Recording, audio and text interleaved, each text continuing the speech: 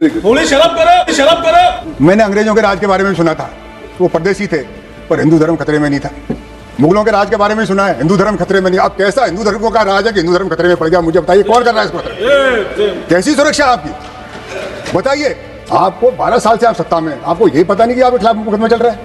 आपको पाकिस्तान का पता, अमेरिका का पता है, इसका पता, खुद का क्या हो रहा है वो आपको पता नहीं है। ये बड़ी अचंभे की बात है। अभी भी समय है सर, चूक जाइए। अपन जागे या नहीं जागे, जनता जाग रही है। और आप तो सर्वशक्तिमान हो सर, आपको डर किस बात का? आपको चैलेंज कौन करेगा? शिवसेना भी आपके साथ है, एनसीपी भी आपके साथ है, जो देखो कौन है आपके विरोध में। अक्टूबर 2025 को सुप्रीम कोर्ट का एक फैसला आया और उसमें केंद्र सरकार को निर्देश दिए कि जो आपके कर्मचारी हैं, सेवानिवृत्त कर्मचारी, उनको न्याय दीजिए। मुद्दा सेवानिवृत्त कर्मचारियों के और केंद्र सरकार के बीच में था। वो कब गए कोर्ट में? जब उनको विभाग में न्याय नहीं मिला। न्याय देना विभाग का काम था। वो आपसे पीड़ित होकर उन्होंने कोर्ट की शरण ली और सुप्रीम कोर्ट में एक दिन में फैसला नहीं हुआ सर। आप इतने दिन से सरकार में, ये महीनों सालों साल ये केस चलता रहा, आपने उनको बुलाया ही नहीं। सुनते उनकी क्या पीड़ा है? आपका कर्मचारी आपके खिलाफ कोर्ट में जा रहा है, वो आपके पास क्यों नहीं आया? और आया तो आपने उसका सुना क्यों नहीं? तो पहली फेलियर हमारी यहाँ हुई कि हमने हमारे आदमियों की सुनी नहीं, जबकि हमारी ड्यूटी ये है कि हम अपने कर्मचारियों की पीड़ा सुने, उनकी वेदना सुने। वो गए सरकार के खिलाफ और फैसला आप कुछ ने कुछ और कर दिया। वो चाह रहे थे हमारा प्रमोशन हो, जिसका प्रमोशन ड्यू है उसको प्रमोशन मिलना चाहिए, समय पे मिलना चाहिए। ये कोई दो वर्गों में झगड़ा नहीं है। अधिकारी और कर्मचारी लड़ेंगे तो कार्यकुशलता जाएगी। ये कार्य, इनका मन कार्य में लगेगा नहीं और कहीं न कहीं नुकसान होगा विभाग को, और विभाग को नुकसान होगा तो देश को होगा। ये जो केंद्रीय सशस्त्र बल हैं सर, ये गृह विभाग के अधीन आते हैं और गृह विभाग में आंतरिक सुरक्षा विभाग के अधिकारी हैं। इनके आईएस डिवीजन है सर, इंटरनल सिक्योरिटी डिवीजन, उसके सचिव होते हैं इनके। उनको ये पता नहीं था कि इनके अधिकारी और कर्मचारी लड़ रहे हैं सुप्रीम कोर्ट में। इन्होंने बताया नहीं सरकार को, इनकी ड्यूटी नहीं थी बताना आपके कर्मचारी क्या कर रहे हैं, किससे दुखी हैं, क्यों दुखी है, कब तक दुखी है, आपको पता ही नहीं था। क्या गृह विभाग चला रहे थे आप? क्या चला रहे थे? किसकी जिम्मेवारी थी? आपने जिम्मेदारी क्यों नहीं तय करी? और उसका फल क्या होता है सर? जब इन अधिकारियों के इनके भी झगड़ा होता है, आपका बालाकोट होता है, पहलगाम होता है, क्योंकि वो तो झगड़े में व्यस्त है। आपकी ड्यूटी कौन करेगा? ये आपकी कमजोरी है सर। मैं इसलिए कह रहा हूं, देश की सुरक्षा का मसला है और देश जब आंतरिक रूप से सुरक्षित नहीं है तो बताइए यहाँ का नागरिक कैसे सुरक्षित होगा? मुझे वो दिन भी याद है सर, कुछ दिन पहले इसी पार्लियामेंट में, इसी सदन में असुरक्षा की भावना कितनी थी। हमारे माननीय प्रधानमंत्री जी को सूचित किया गया कि आप मैं सदस्य एक बात हूं, कभी सदन के अंदर स्पीकर के वक्तव्यों पर सवाल नहीं उठाते? नहीं, आपने विश्वास के सर नहीं, मैं ये नहीं कह रहा हूं सर, मैं कह रहा हूं सुरक्षा की बात, मैं सुरक्षा की बात कह रहा हूं सर, मैं कह रहा हूं सुरक्षा की बात। मैं किसी भी नाम नहीं लेता सर। हमारे देश में हर नागरिक सुरक्षित होना चाहिए, हर नागरिक, और सुरक्षा प्रदान करना सरकार की जिम्मेवारी है। ये तो सही है। अब सर बताइए, अगर हर नागरिक की बात छोड़ दिए, अगर प्रधानमंत्री असुरक्षित है तो बताइए सुरक्षित कौन है? मुझे ये पीड़ा है सर, मैं किसी पर आरोप नहीं लगा रहा, मुझे पीड़ा है। सदन में सुरक्षित नहीं है। सदन में सदन का नेता सुरक्षित नहीं है तो ये सदन का मेंबर कहां जाएगा? कि ये 2026 है सर। मैं सर 50 साल हो गए मुझे इस सेवा में रहते हुए। 76 में आईपीएस में आया था और 26 में आपके साथ लगातार यही काम कर रहा हूं। अनुराग जी, एक दिन भी एक्स नहीं हुआ। मैंने आंतरिक सुरक्षा विभाग में भी काम किया है सर, सीआरपीएफ में भी काम किया है। मैं आईजी पर्स था जो इसको डील करता था इस विषय में।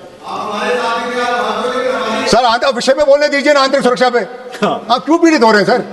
इसमें आपका नाम नहीं आएगा सर। ये आंतरिक सुरक्षा का विषय मैंने एक देश के नागरिक के रूप में देखा है इसको। मैंने प्रधानमंत्री कार्यालय में भी आंतरिक सुरक्षा विभाग देखा है। मैं सुरक्षा सचिव था मनमोहन सिंह जी के कार्यालय में, वहां से भी देखा है। मैं सीआरपीएफ में भी था, इसी विभाग को डील करता था। और मैं पुलिस में डीजी भी रहा हूं और इस सदन का सदस्य हूं। मेरे अनुभव के आधार पर बोल रहा हूं, मैं किसी पर आरोप नहीं लगा रहा हूं। मैं मेरे 50 साल के अनुभव पे कह रहा हूं कि इसमें सुधार की आवश्यकता है। उसमें किसको आपत्ति है? अगर हमारा सुधार, आंतरिक सुरक्षा ठीक होती, अगर संवेदनशीलता होती, तो शायद ये पहलगाम और ये पुलवामा नहीं होता। आप जवाबदेही तय करते। किसकी गलती थी इसमें, किसकी चूक थी और क्यों हुई? मुझे बताइए। आपने एक भी आदमी के खिलाफ कार्रवाई करी? इतनी गंभीर घटना हो गई। आप देखिए अध्यक्ष महोदय, कुछ समय पहले अपने बंबई में एक आतंकी हमला हुआ था। हमारे संवेदनशील तत्कालीन गृह मंत्री शिवराज पाटिल साहब थे, इस्तीफा दे दिया। महाराष्ट्र के मुख्यमंत्री थे, उन्होंने इस्तीफा दिया नैतिक जिम्मेवारी लेते हुए। पुलवामा में, बालाकोट में किसने ली जिम्मेवारी?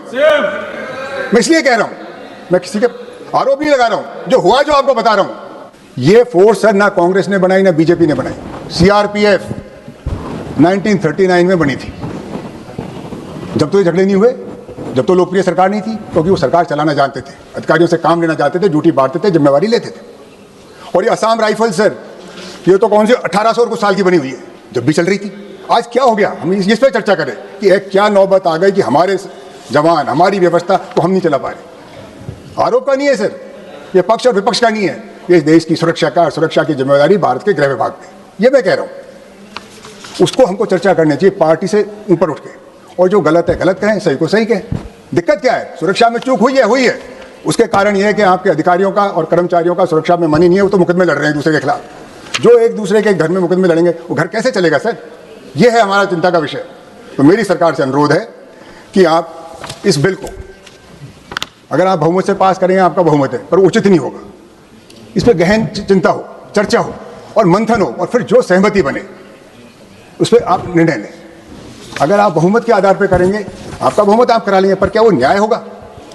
न्याय होगा उसमें जबकि सबकी राय हो, सबकी सहमति, और हम सहमति बनाएं। बहुत जरूरी है सर। आप अगर कर दिया, ये वर्ग जो लड़ रहे हैं आपस में मुकदमे, एक दूसरे के शत्रु बन जाएंगे। उनको एक ही काम करना है, देश की आंतरिक सुरक्षा। जब ये लड़ेंगे तो सुरक्षा किस किस को प्रदान करेंगे? ये क्यों बनाया अपनों को, आपने आपस में क्यों लड़ाया? सर मेरा ये जो अनुरोध है, ये बहुत गंभीर विषय है। आज हम इस पार्लियामेंट में बैठे हैं, इस सुरक्षा व्यवस्था में बैठे हैं। हम सुरक्षित है इसलिए बैठे हैं। अगर हम असुरक्षित होंगे, ये देश असुरक्षित होगा। देश में सुरक्षित कौन होगा? सेवा प्रदान करने वाले असुरक्षित है, वो कोर्ट में जा रहे हैं। उनके अधिकार सुरक्षित नहीं है, तो किसके अधिकार सुरक्षित है? सेना किसके लिए है? सदन किसके लिए? सेवाएं किसके लिए? ये देश के लिए, और देश को चलाने वाले जिसमें पक्ष और विपक्ष दोनों हैं, हम सब मिलकर काम करें। इसीलिए मैं आपसे अनुरोध कर रहा हूं गृह मंत्री महोदय कि इसको जेपीसी को दें, सबकी राय लें। आप बिल लाए, 2 घंटे बाद पास कर दोगे, चर्चा कहां हुई? 2 दिन पहले आते, कागज आते, पढ़ते, लिखते, आपको अपनी राय देते।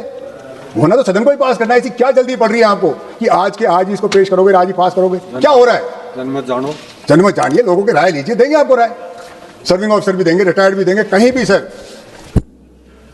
सर पुलिस में हमारे ऐसा होता था कि पुलिस में जब पता लगाना होता था, पुलिस लाइन में जाते थे, जवानों से मिलते थे, अधिकारियों से मिलते थे। सर मैं ये पूछना चाहता हूं गृह मंत्री जी, आपने इस फैसले के बाद कहां कहां किस किस से संपर्क किया? बताइए। मंत्री नहीं है, किस किस से आपने संपर्क किया? क्या आपने जवानों से बात करी, हवलदारों से बात करी? क्योंकि सर बहुसंख्यक इस जिनकी हम बात कर रहे हैं वो जवान हैं। 96% रेल मंत्री महोदय कांस्टेबल, हेड कांस्टेबल, एएसआई है, उनकी बात ही नहीं हो रही है। 11 लाख की फौज में, अर्धसैनिक बलों में 100 आईपीएस अफसर है, आप सबको कंट्रोल नहीं कर पा रहे हो। 3000 गजेटेड अफसर है सर, उनकी आप कंट्रोल नहीं कर पा रहे हो। और ये 96% है उनकी आप सुन ही नहीं रहे, तो किसकी सुन रहे हो? ये फौज को चलाएगा कौन? अधिकारी आदेश देंगे, पालना वो करेंगे। आप कानून बनाएंगे, कानून को लागू वो करेंगे, उनकी आप सुन ही नहीं रहे। मुझे एक दिन बता दीजिए आप कहाँ गए, मैं आपकी बात पूरी मान लूंगा। आपने किसी से चर्चा नहीं करी। कोई आदमी आपको बताता है, क्या पता, उसका मुझे पता नहीं कैसे बनाते हो, पर ये बिना चर्चा के जल्दी में लाया गया बिल है। मैं इसका विरोध कर रहा हूँ आज इस आधार पर। इसकी खूबियां आप बता देना, क्या जरूरत पड़ी इस बिल को आज ही पेश करके? आज ही तो ये पुराना मसला है सर, 10 साल से मुकदमा चल रहा है। जब आपकी नींद नहीं खुली, ये लोग क्यों तो कोर्ट में गए, सुप्रीम कोर्ट सीधा नहीं पहुंचता, कोई नीचे कोर्ट में भी केस चला होगा। धीरे धीरे वहां चला। जब क्या कर रहा था आपका गृह विभाग, क्या कर रहा था आपका कानून विभाग, वहां के वकील भी होते हैं। आप कोर्ट में क्यों हारे, उसका आप जवाब दीजिए। कोर्ट ने, हाई कोर्ट ने आपकी बात नहीं मानी, सुप्रीम कोर्ट ने नहीं मानी, तो इसी बात में क्या कमी थी आपकी में? अगर आप देश हित की बात कर रहे थे, देश की सुरक्षा की बात कर रहे थे, तो कोर्ट क्यों नहीं माना? मैं नहीं मानता कोई कोर्ट हमारे कानून के, देश के खिलाफ है। कहीं न कहीं हमारी बात में कमी है, हमने उसको ढंग से पेश नहीं किया, लोगों को संतुष्ट नहीं किया। आप जवानों का भी साथ लीजिए, अधिकारियों का भी साथ लीजिए, कोर्ट में भी अपनी बात रखें, ताकि हमारे देश को अच्छी सुरक्षा व्यवस्था मिले। सर ये जो अलग अलग फोर्स बनी, अलग अलग उद्देश्य बनी थी, अलग अलग समय में बनी थी, क्योंकि मुझे पता है गृह मंत्री जी क्या जवाब देंगे। इसके लिए तो नेहरू जी जिम्मेवार है। सीआरपीएफ 1939 में बनी थी, जब नेहरू जी प्रधानमंत्री नहीं थे सर। कृपया ये मत कहना कि इसके लिए इंदिरा जी जिम्मेवार है। आप इंदिरा जी के बारे में कुछ कमी है तो जरूर बताइए, पर इंदिरा जी वही हैं जो आप बार बार कहते हो पाकिस्तान हमारा दुश्मन है, पाकिस्तान का ये कर देंगे। इंदिरा गांधी ने बात कम करी और पाकिस्तान के 2 टुकड़े करा दिए, वो इंदिरा गांधी थी। वो आप अपने मुंह से नहीं कहोगे कि हमारी सबसे देश की बड़ी चुनौती पाकिस्तान है। 2 टुकड़े के बिना राजनीति नहीं करी, उन्होंने कर्तव्य निभाया। वो इंदिरा गांधी थी जिसने सिक्किम एक दूसरा इंडिपेंडेंट कंट्री था, उसको हिंदुस्तान में मिलाया, पर राजनीति नहीं करी। उन्हें देश हित में किया, जनता के हित में किया।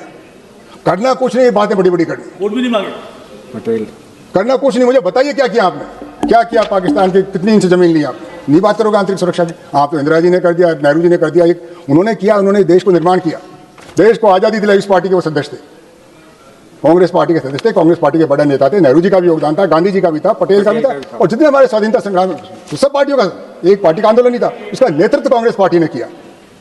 तो आप जो अपनी अपनी बात बताइए कि आपके कार्यकाल में आपके विभाग का ये फेलियर क्यों हुआ, आपसे कहाँ चूक हुई, उस चूक को पहचानिए, उस चूक को दुरुस्त कीजिए, और जिसकी गलती है उसको सजा दीजिए, जिम्मेवारी लीजिए। आप इंचार्ज हैं इसमें, आप इसको थोड़ी कहेंगे विपक्ष के नेता को कि साहब आप जिम्मेवार हो इसका।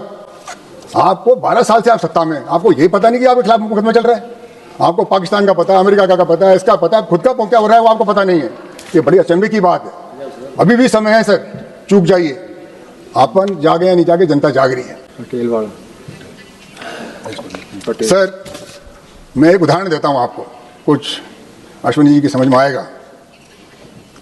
कौन सर? सरदार पटेल जब भारत के गृह मंत्री बने, या भारत जब आज़ाद हुआ, एक देश नहीं था।